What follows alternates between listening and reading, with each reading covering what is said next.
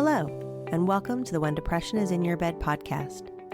Are you interested in learning more about the unconscious factors that may be keeping you in your relationship? Would you like to experience how shedding light on these often hidden thoughts and feelings can actually help you begin to make a truly conscious decision about whether or not you want to stay in your current relationship? I'm your host, Trish Sanders. Taking a journey into your unconscious can sometimes be a bumpy ride. But if you're ready to begin some self-exploration and you'd like to join me, let's get started.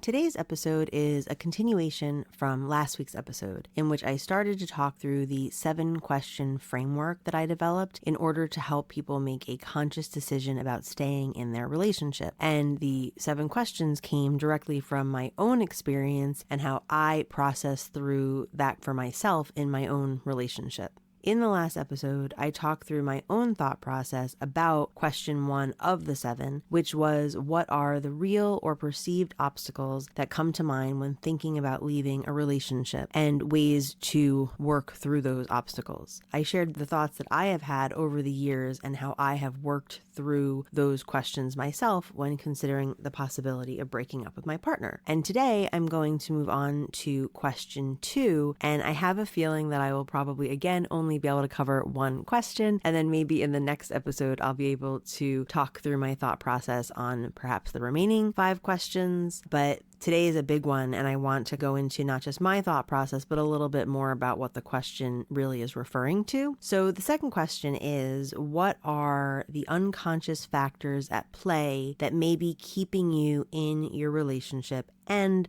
similar to question 1, how can you get support on those so that they aren't driving your decision and you can make a clear, conscious decision about what you really want for your relationship, rather than perhaps staying in a relationship either because of these unconscious factors being at play, or in the case of question 1, because there's things that feel like they're these insurmountable obstacles in your way. So first, I just want to talk a little bit more about what I mean when I'm talking about unconscious factors. So I'm an Imago Relationship Therapist, and the Imago theory about relationships is very largely based on the unconscious factors that influence our choice of romantic partner. And so I'm going to touch on some of those key concepts now, and I will definitely talk a lot more about this in future episodes as well. But essentially, the word imago actually is the Latin word for image. And what it refers to is that we all carry with us a picture, an image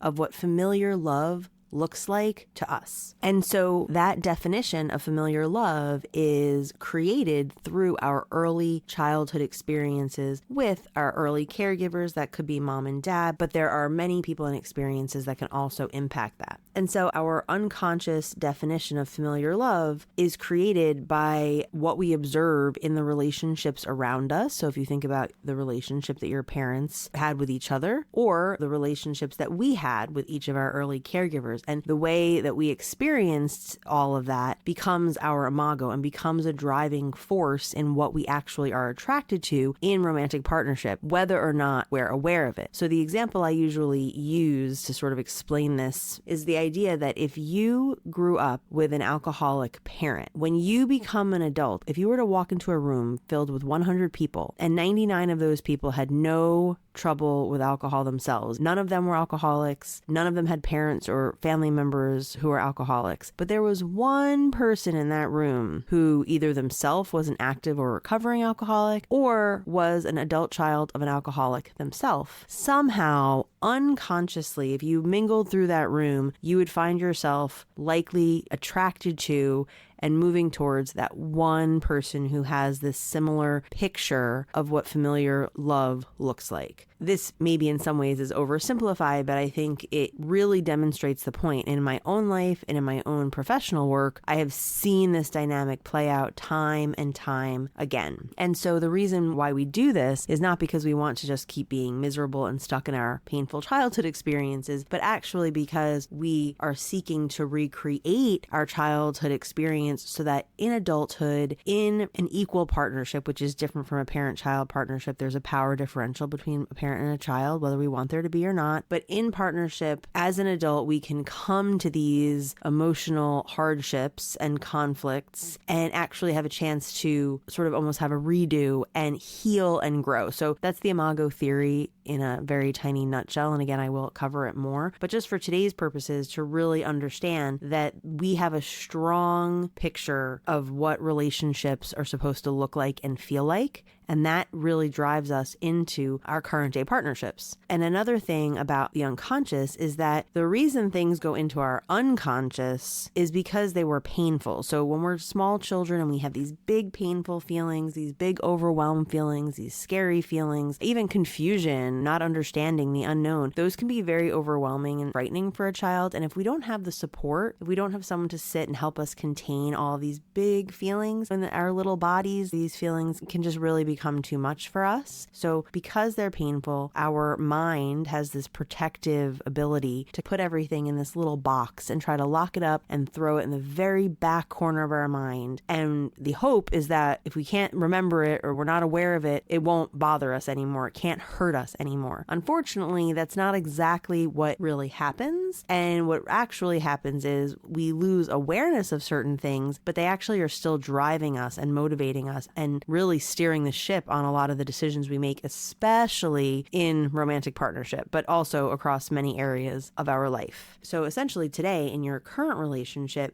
you might be in a position where your conscious mind is saying, ugh, this relationship isn't really what I want. It's not meeting my needs. We're fighting. I'm unhappy. But yet there's still something that gets in your way and you don't actually move towards ending the relationship. And so your conscious mind says one thing, but your unconscious mind is really making the decision for you to stay in the relationship because something about it feels familiar. So your conscious mind says, I'm not happy, but your unconscious mind says, this feels familiar, so it feels like home and I want to stay here. When we first meet somebody, we are driven by that unconscious and we move towards them because we feel this familiarity with them and we feel connected to whatever that familiar unconscious thing is in each of us, our own imago that we're carrying. We're like, oh, I know what this is. I know what this feels like. This feels familiar. I like it. Let me move towards it. But then we end up having a relationship with this person and all of this unconscious stuff comes out, all of this old conflict comes out that we're familiar with, and we go, ooh, this doesn't actually feel so very good. I don't really like this. So there's some confusion about what is familiar and may initially attract us to a relationship and what actually is that satisfying, meaningful connection, that good feeling, safe connection that we really are longing for. So this is a big part of the Imago theory, and it definitely does not mean that we have to end our relationship if this dynamic is present. It is very often present. What it really means is that it shines a light on where the relational work actually needs to happen. So that's what we work with in Imago therapy. More on Imago in future episodes. So I myself have been in therapy on and off since I was about 10 years old. So a lot of this has become more conscious for me over the years. And also as an Imago relationship therapist through my training experience, which I've had hundreds of hours of, it's all experiential. And so using the Imago process and the theory to actually look at your own relational experiences. So I've deeply explored my own unconscious, and even still, our brain is trying to protect us. So it's hard to get to unconscious stuff. So I myself have really done a lot of work on becoming much more familiar with my unconscious, and I will continue to do that work. And so even though I feel pretty well acquainted at this point, realistically, I may discover new things as I continue to become a more and more conscious person. But I do want to say that if you are at a place starting out on your journey of exploring your unconscious, please keep in mind that it can be a tough thing to explore because our mind was protecting us from those really painful feelings. And so it's not necessarily easy to access our unconscious thoughts and feelings and experiences. And you may need the support of a therapist or something like that. And I also want to say, as I move into talking about my own unconscious thoughts, which I have gained awareness of, and so I have brought them into my conscious awareness, I tend to talk about some of these very heavy things rather lightly because even though they're negative and quite painful, I've talked about them a lot over my life. And they have definitely shifted from being core messages that I absolutely believe to becoming something that I know is inaccurate. And I say that because I have gotten feedback over the years like, whoa, like you're talking about some heavy stuff. Like I talk about hating yourself or feeling unlovable. Because I've talked about these things quite a bit over my lifetime, they just don't have the same pull on me. They don't have the same control over me. I don't feel as aligned with them as I used to. And I've developed much more conscious, accurate, aligned beliefs about myself and the world and the relationship and what I deserve and who I am. So just to say, as you're starting to explore this for yourself, they may feel really heavy and painful, and it may not feel so easy to talk about them. That is definitely generally the experience for people. So I don't want to give it the wrong impression that it's so super easy to talk about these deep, dark, painful things that your mind has been protecting you from for probably very many years.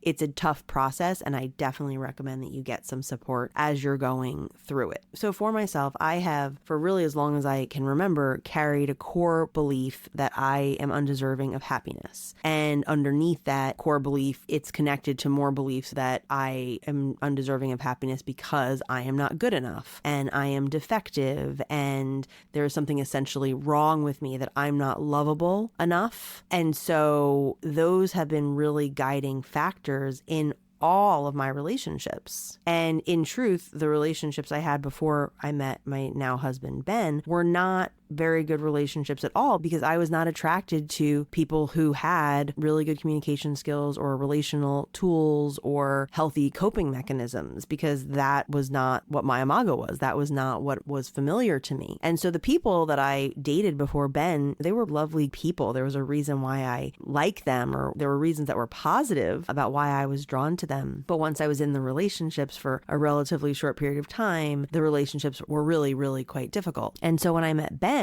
we had this quite immediate, safe, deep, loving connection that felt absolutely wonderful. And so even though that did in fact fall apart when the power struggle hit, we were able to come back there, even though it was usually for relatively brief periods of time. But I really felt like, hey, maybe this is the best I'm going to get, right? Like my past relationships were not fantastic by any stretch. So maybe this is the relationship that I deserve. Maybe I'm not worthy of more than this. And the thing about unconscious thoughts is, even when they were conscious, so even when I was aware of them, like, oh, I'm aware that I'm thinking that maybe I am not worthy of a relationship that feels better than this, they were still so deeply rooted at that point for me that they were still guiding my decisions, even if I could rationally look at that thought and say, that's probably not true. You know, I believe that all people are worthy. Like, I actually believe that every single person on this planet is inherently worthy. And so it didn't really make sense that my thought process was, well, every single person on the planet is worthy and deserving of love except for me. Rationally, I understood that that didn't make sense, but yet these thoughts were deeply connected for me and they were very real. The other piece that I have really expanded my awareness of by developing a deeper understanding of the nervous system is that another way my nervous system and brain protected me, in addition to sending things into my unconscious mind, was by having my nervous system go into that dorsal state, which is that collapsed,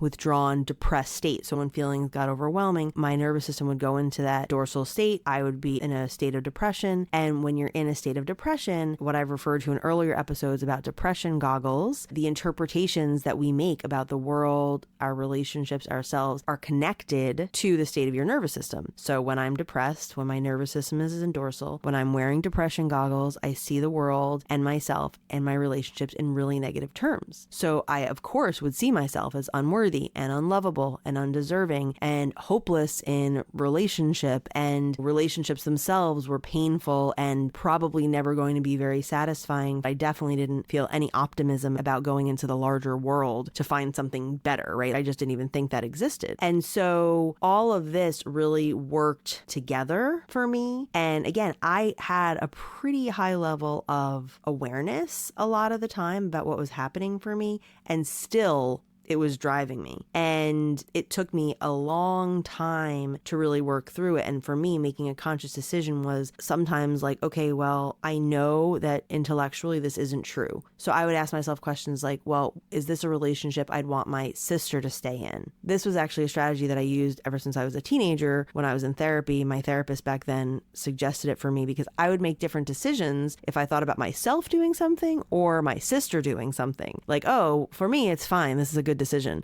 But oh, my sister, no, I would never want her to go through that. And so it changed my perspective. Eventually, I could think about, oh, what if my son was in a relationship like this, or my daughter? And that really would shift how I thought about things. And so I tried to just really be as conscious as I could about what was driving me perhaps to stay in a relationship that was painful. And for me, I kind of worked through that time and time again and was like, okay, even with all of this, I still want to be in this relationship. It still makes sense. We're still doing the work together. And so that's kind of where I came to a lot of the time. Other thought that came up as I continue to expand my awareness really had to do with the idea of if I ended my relationship that I would feel like I was a failure. I had these beliefs that like I'm not good at relationships or I can't have good relationships, which of course is very connected to all of the other unconscious thoughts that I talked about earlier. And I would work through those and I tried to make some shifts around those thoughts to healthier thoughts, and even more than healthier, I think more accurate thoughts. Like instead of thinking that I don't deserve something or I'm a failure or I'm not good at relationships, moving towards something like I actually believe that everyone is deserving of happiness and relationships are hard and sometimes relationships do end, and that does not mean that I myself am a failure or defective, which is something that I think a lot of people can struggle with, and it can be really hard to pull that all apart and look at those things. And again, I am not actively trying to decide if I want to leave my relationship. I have not actively been trying to decide that for years, but for, I don't know, the first 17 years of my relationship, I have actually considered breaking up and divorce many times. And I always paid a lot of attention to these unconscious factors because like I said, I've been in therapy, I've been in trainings as a relationship therapist for so long that these are the kinds of things that I spent a lot of time thinking about. And I think the last piece that I became very, very conscious of that was very difficult and I definitely had to work through and get support on was the thought of not only just am I a failure for ending a relationship, but am I a bad person for ending the relationship or leaving the relationship? And that, I think anybody maybe could have that thought depending on their relationship, but especially when you're in a relationship with somebody who's living with depression, I think that that thought can come up fairly easily because it's like, well, if I know my partner's depressed, it's not their fault, right? They're not depressed on purpose. They don't want to be depressed. So if I leave the relationship, am I being selfish? Am I being unsupportive? Am I a bad person? And much like I've touched on in the last few episodes, it can sound harsh, but we only get one life, right? We have to live that one life that we get with some awareness of our own needs, with some prioritization of our own needs, with some level of putting ourselves first some of the time. You know, I mean, I think that in relationship, you do have to make a decision, especially as a parent, you have to make a decision like, well, what are the needs of everyone in this situation? And whose needs matter the most right now. And if every single time you ask yourself that question, you're like, oh, my needs matter the most always, then maybe there's something to think about more there. But when you're in a relationship with someone who's depressed, if they're not doing their work, which believe me, I know can be very hard because not only have I watched my husband try for the last 20 years to do his work and seen his struggle with it, but I myself, I told you I've been in therapy since I was 10 years old. I've had a whole lifetime of trying to do my work, and although I absolutely have made changes and shifts and I've grown and I've healed and I've come so very far over all of these years,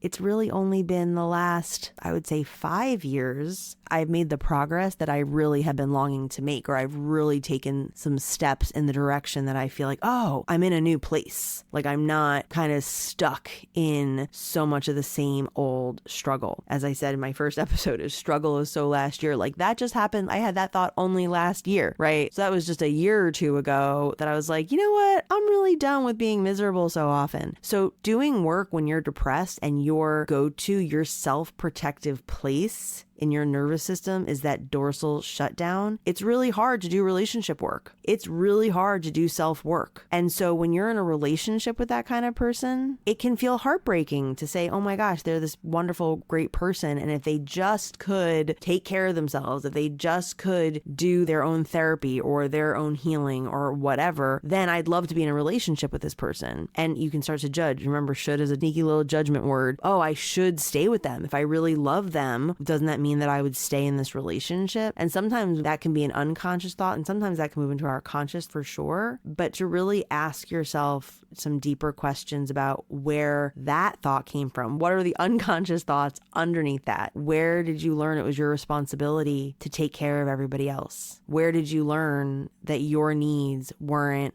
as important as everyone else's? Where did you learn that there was a value on self-sacrifice, right? What did your parents' relationship look like? Did you witness one of your parents sacrificing their needs for your other parent or for somebody else in their life? Again, this gets into some deep stuff. And so I talk about it, and I wanted to spend today's whole episode talking about it, but it's heavy, it's important, but I do recommend traveling with a friend or a therapist or a healer or a wellness practitioner or somebody who you trust when you go on this journey, because these are deep questions. And again, our mind hid this stuff from us. It's in our unconscious because it was so painful. So as we start to sort through it, being able to access this stuff to a certain point and then being able to put it back for now, take care of ourselves, self-regulate, get back to a feeling of safety and connection and regulation, that's a skill. I mean, I would say that that's one of the main skills of therapy, really. And so do be gentle as you go through this process. And again, I've been talking about this stuff for over 30 years in my own life. And maybe you've been talking about it for years already. Maybe you yourself have been in therapy for a while. But even when you've been talking about this stuff, there's new things, there's painful things. So I invite you to hold all of this and hold yourself with as much love and compassion and care as you possibly can. And to know that it is not helpful to push and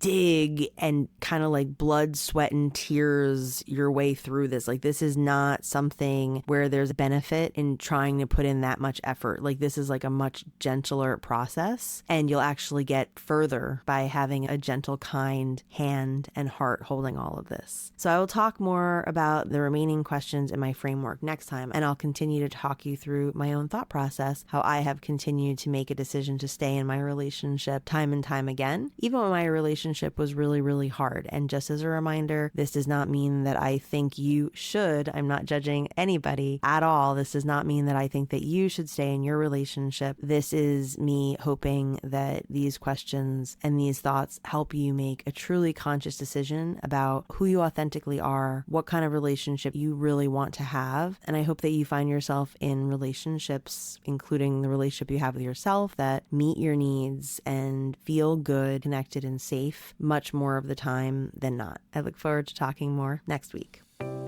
As our time comes to a close, I ask you to keep listening for just a few more moments, because I want to thank you for showing up today, and I want to leave you with an invitation as you hit stop and move back out into the world on your own unique wellness journey.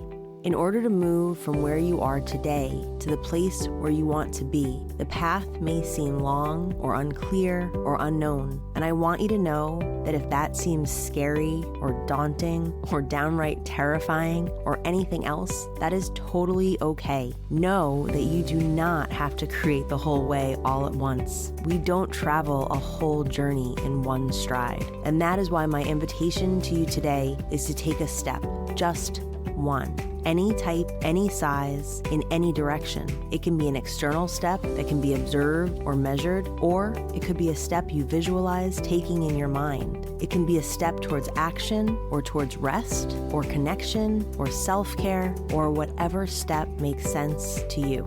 I invite you to take a step today, because getting to a place that feels better, more joyful, more connected than the place where you are today is possible for everyone, including you, and even when depression is in your bed. If today's episode resonated with you, please subscribe so you can be notified when each weekly episode gets released. I encourage you to leave a review and reach out to me on social media at trish.sanders.lcsw. Your feedback will help guide future episodes, and I love hearing from you. Also, please share this podcast with anyone who you think may be interested or who may get something from what I have shared. Until the next time we connect, take care of yourself and take a step.